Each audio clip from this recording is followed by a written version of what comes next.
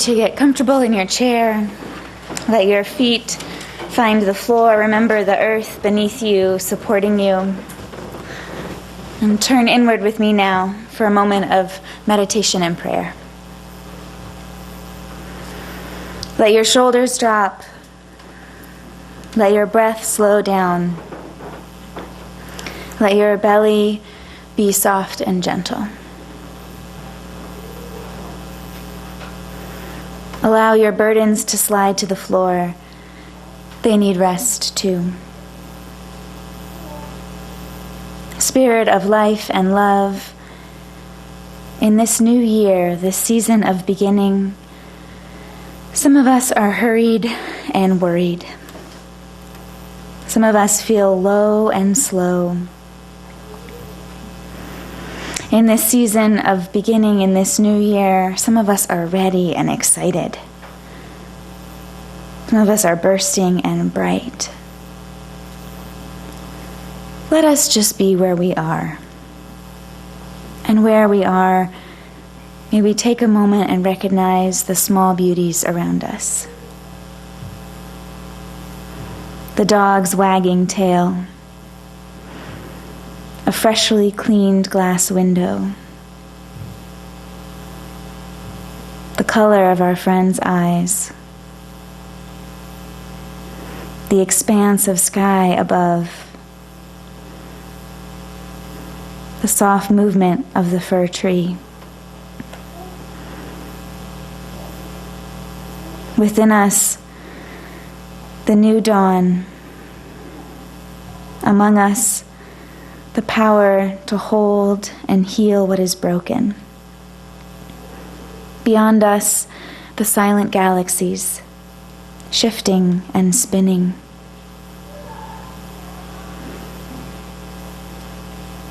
May our cup runneth over with beauty. Beauty behind us, beauty before us, beauty above us.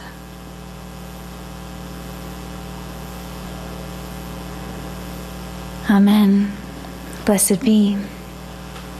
May the stillness we have shared continue to heal and hold us all.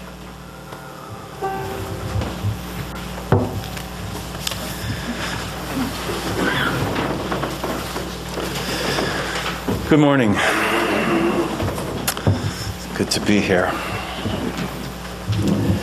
Before I launch into this morning's sermon, I think it's going to be helpful to take a moment together to at least take a momentary measure of the assumption that I've made in preparing the sermon to tackle this particular subject.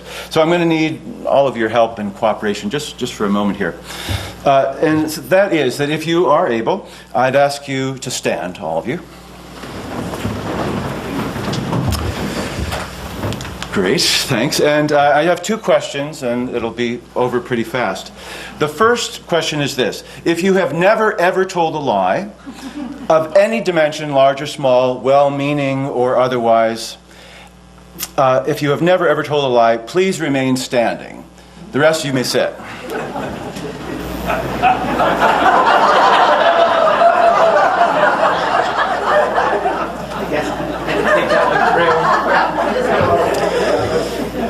Had me nervous there for a minute.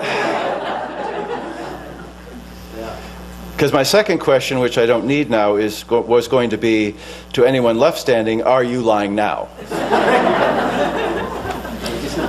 Yeah, thinking. When I shared this sermon in Rochester last weekend, there was a mom happened to have her child with her in the front row, maybe about a 5 or 6 year old, and you should have seen the look between that child and that mom when nobody was standing. I think there was a lot of splaining to do in the car on the way home that day. Well, now that we've cleared that up, I'm a little bit more comfortable and maybe a little bit less feeling hypocritical in feeling able to speak freely about the shared experience and temptation we might all have at times to play fast and loose with the truth from time to time. And for the purposes of my sermon this morning, I want to make it clear I'm not talking about, well, Richard Nixon scale lying, or the kind of lies that would have a court thrown us in jail for perjury.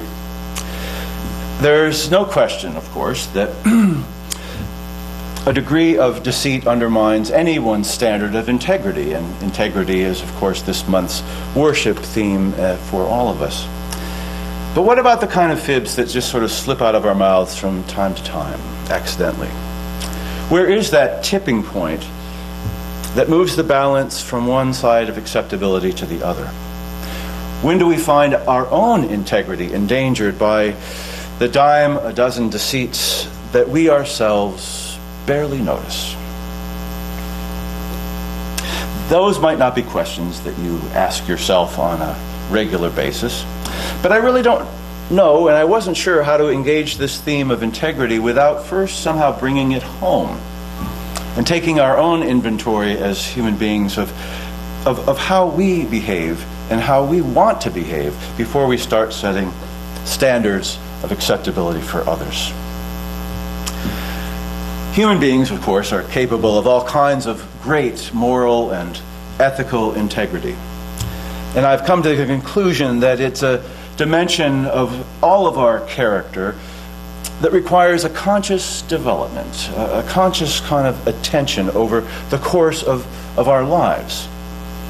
It's something that we have to continually be focused on making a conscious and healthy choice about. There are, perhaps in this world, a few saintly souls who come out of the womb with a laser-sharp moral compass. But most of us, most of the people I know, most of the folks I talk to, and in my own life itself, it seems we find our way by a process of trial and error. By doubting ourselves and discovering our truth, by sometimes muddling through and other times by modeling ourselves on those we really admire. I can remember back the very first time that my little girl, Julia, my first child, lied to me. I'm guessing she was 2. She was always a creative spirit, and her favorite thing to keep herself busy with was a pad of paper and a package of crayons.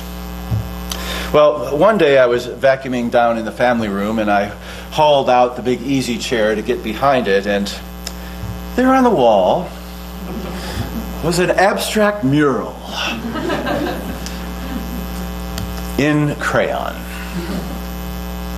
And in what might have been one of the all-time stupidest questions a father could ever ask a child, I said, "Julia, did you draw on this wall?"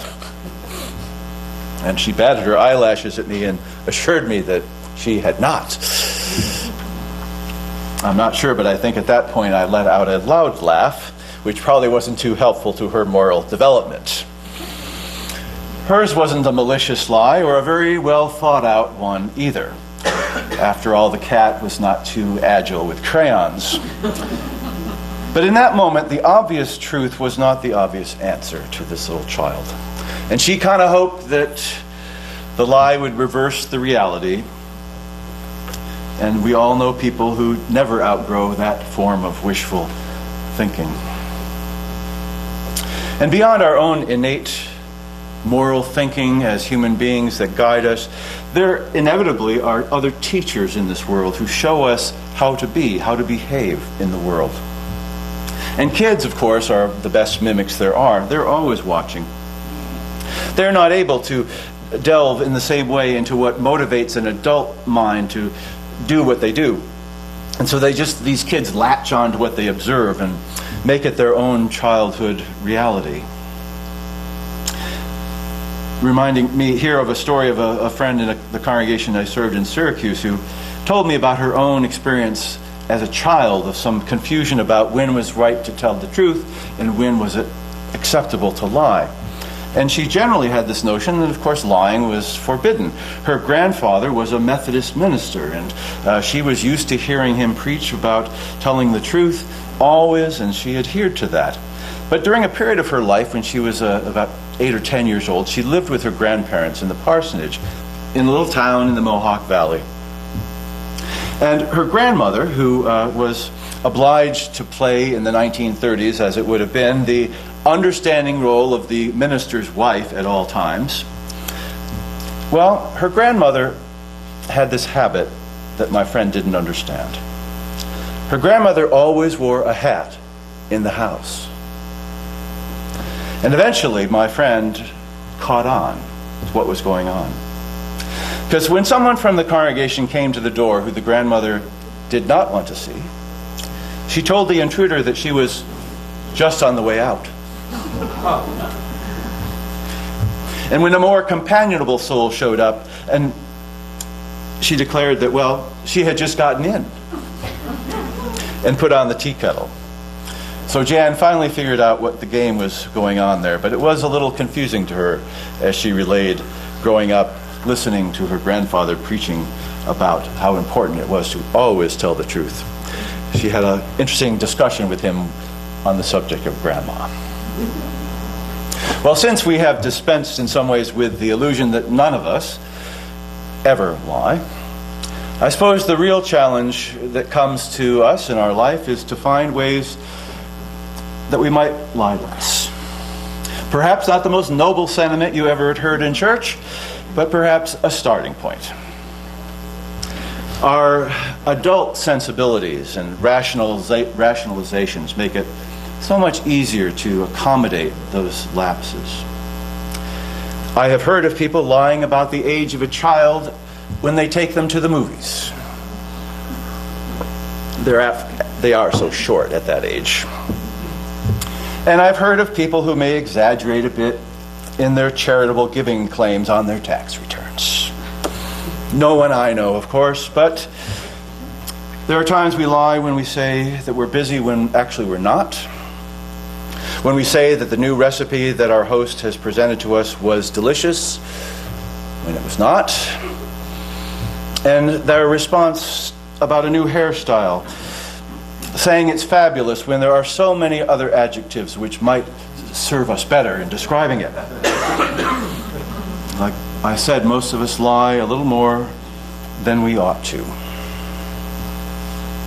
And I suspect that I can hear some of maybe what's going on in people's heads about now, thinking, but they're only white lies. Or I don't want to hurt anyone with the harsh truth. Or it's just a way that I'm trying to be polite with someone else. Or maybe simply it doesn't matter. Well, I think it does matter. I think we all know it matters. Sometimes it matters in significant ways and sometimes in very profound ways.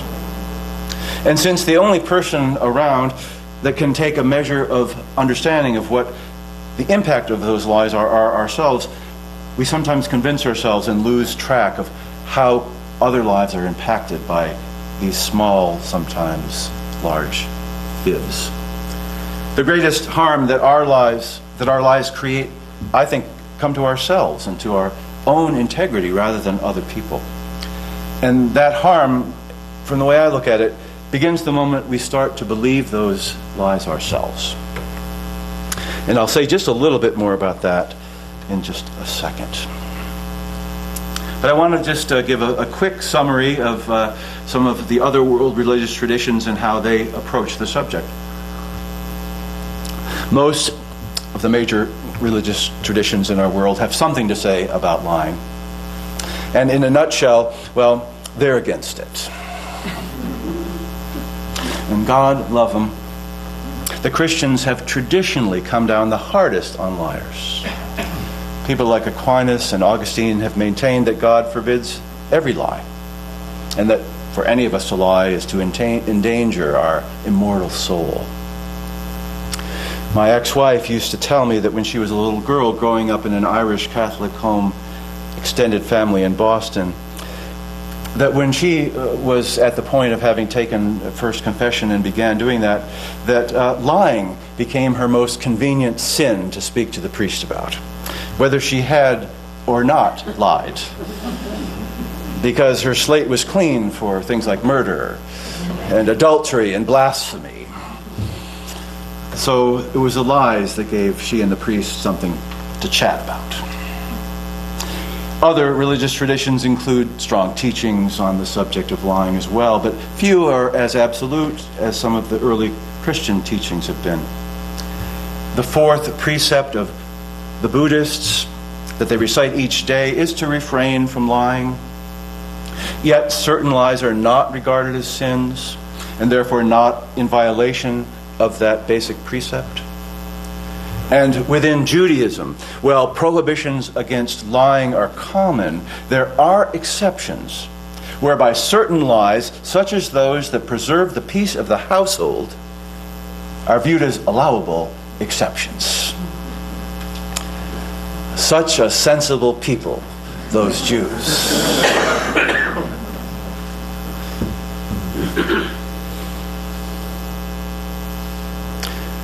In the culture we live in now, we've become way too accustomed to being lied to.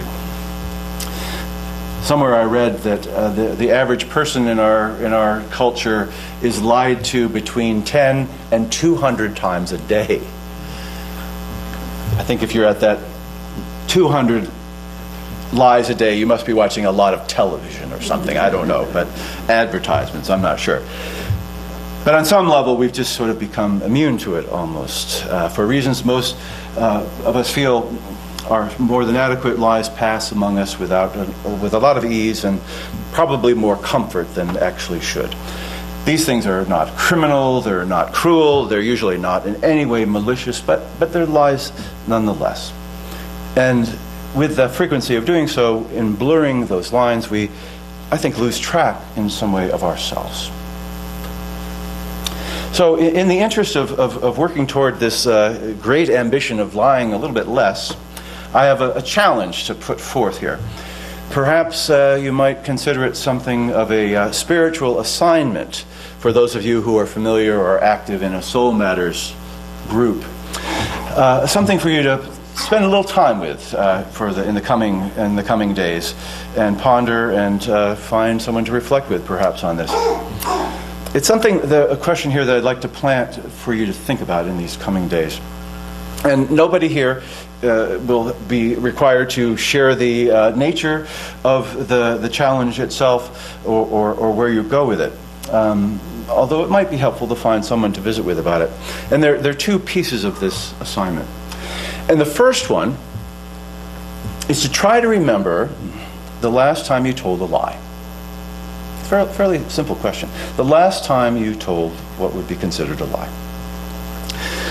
So here, of course, I'm not inviting you to dredge up the most horrific lie you ever told that you have guilt for the rest of your life for. Just something recent, the most recent.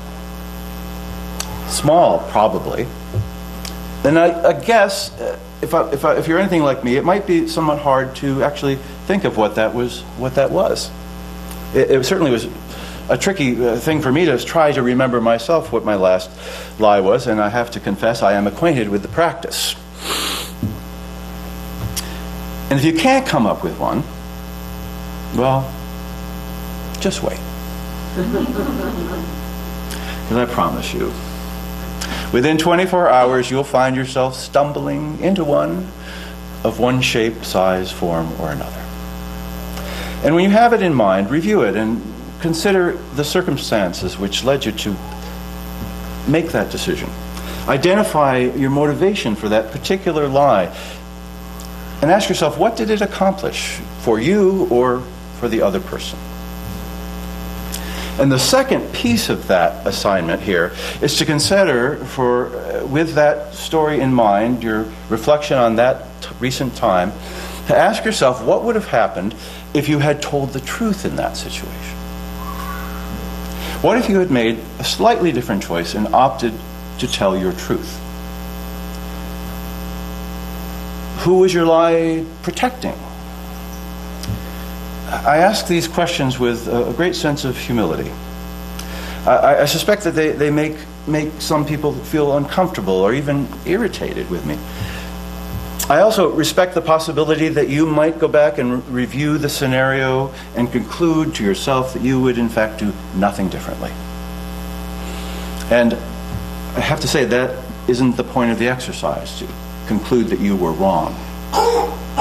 The point is nothing other than forging that more finely tuned sense of self-awareness. We're the ones who live with our conscience.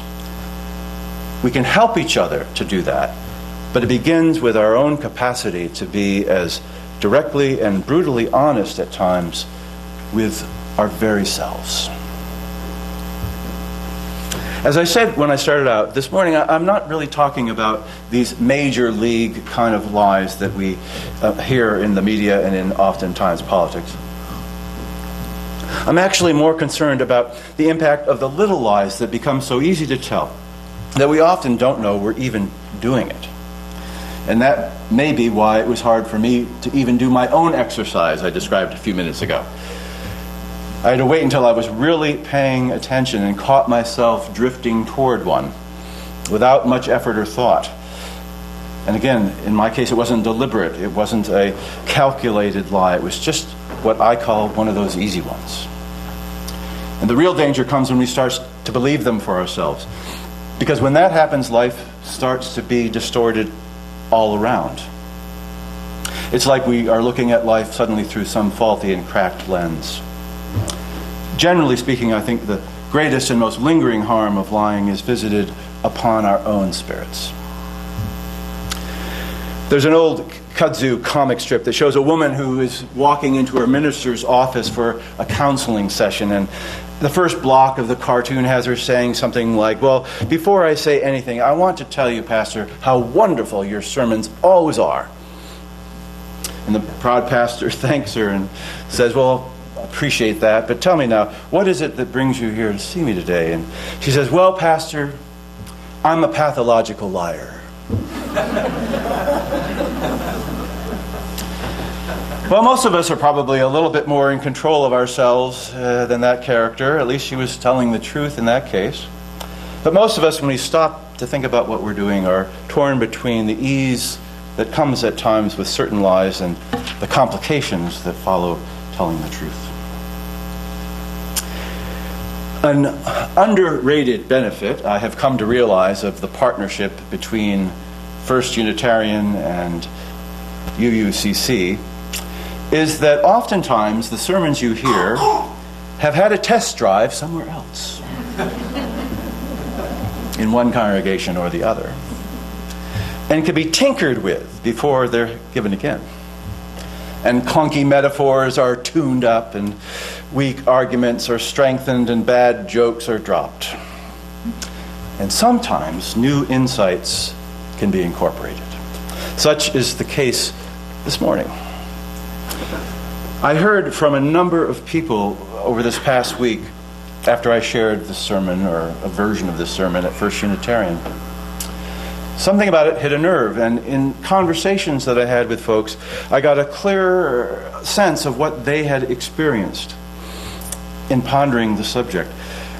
And most of the folks who decided they wanted to have a little conversation with me shared stories with me where they confessed in some ways that the occasions, for most of the times they found themselves lying, the occasion for that was to avoid conflict. They were challenged when confronted by the consequences that would come of telling their truth. And the lie seemed so much easier to pursue. One story shared with me that's probably familiar to almost all of us was about opting out of an invitation from someone with the false excuse, interesting, I didn't call it a lie, with the lie of saying they already had another commitment, when the real reason was based on an unresolved and festering interpersonal conflict between them. So my friend made a choice, and I don't make any judgments about the choice she made. I've made it myself. I bet we all have. Chosen peace of one shape or another over truth. It's not necessarily a good choice or a bad choice or the right choice or the wrong choice. What matters there in that kind of situation the most, at least as I have come to see it, is to remain truthful to ourselves and to understand the grounds for which we've made a choice. Thinking about my friend's scenario, she spared herself some of the immediate conflict that she might expect. But the peace that she thinks she has claimed will be short-lived. The fragmented relationship remains fragmented, and the unease that she feared would come to be if she spoke truthfully remains buried. The guiding measure that I've found somewhat helpful in my own life in staking out a practice of truthfulness might make a little sense to you as well. What I try to do is be guided by a kind of intention which may not always deliver the complete unvarnished truth, but which guides me in an intention that I not mislead others. And most of the time that becomes a satisfactory solution. And sometimes I even turn that around and I ask the person who's asked me the challenging question if they really want to know what I think. One of two things happens. I suspect you've all been there. They say, "Oh, never mind." But other times they say yes. And it opens up a kind of richness, a depth that's somehow transformative. And the final fallback when the impulse to lie or deceive comes knocking, for me at least, is to take that pause to reverse the roles. I try to become the person that's asking the question. How would I want to be responded to if those roles were reversed? And I bet if we're honest with ourselves, most of us don't want to be lied to, no matter what it is the issue involves. Because even though it has a frightening dimension to it at times, we know that somehow, that deep within us, that the truth will always be preferable to a lie. Because when we meet in that place of truth, we're on a kind of shared and sacred ground, where the integrity of that mutual truthfulness makes the ground we walk on sacred. But more than that, it makes it safe. The truth is not necessarily easier or less painful than the lie, but it's redeemed, I think, by the power that it grants both parties to live fully and openly between the margins of what life truly offers us. As it has been said, it is the truth that sets us free. And as my favorite Lily Tomlin's character Edith Ann is known to be said, and that's the truth. May it be so. Join us for worship every Sunday at 10 a.m. at the Unitarian Universalist Church of Canandaigua, a welcoming congregation. We are located at 3024 Cooley Road, 4 miles west of South Main Street, Canandaigua, just north of the intersection with routes 5 and 20. Look for the blue signs just before the turn. Your comments about this program or questions about the church are welcome at 585-396-1370 or at our website, www.canandaiguauu.org. Producer and editor, Daniel Brigham.